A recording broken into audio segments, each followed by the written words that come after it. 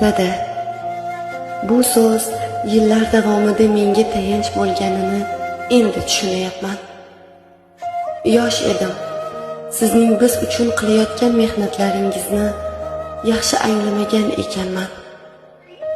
O'zingizga ham yordam kerak bo'lgan vaqtda oilamiz uchun tinim bilmaganingizni qadriga yetmabman. Ba'zan ojiz qolsangizda kuchli ko'rinishga harakat qilganingizni sezmabman.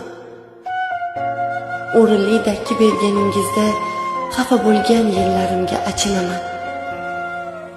Vaqt ortga qaytganda siz bilan ko'proq vaqt o'tkazgan va ulg'ayishga oshiqmagan bo'lardim. Dada, men ulg'aydim. Ba'zan yiqildim, ba'zan kuchli bo'lishga urindim. Hayotimda sinovli kunlarim ko'p bo'ldi. Shunday kunlarimda menga sizning ishonchingiz yana qayta oyoqqa turishimga sabab bo'ldi. Sizga loyiq farzand bo'la olyapmanmi degan savol meni har kuni o'ylantiradi. Bizga sarflagan go'zal umringiz va yillaringizni oqlay olyapmanmi?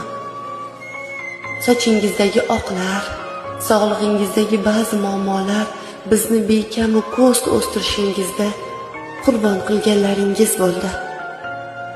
Alloh sizdan ikki dunyoda ham rozi bo'lsin.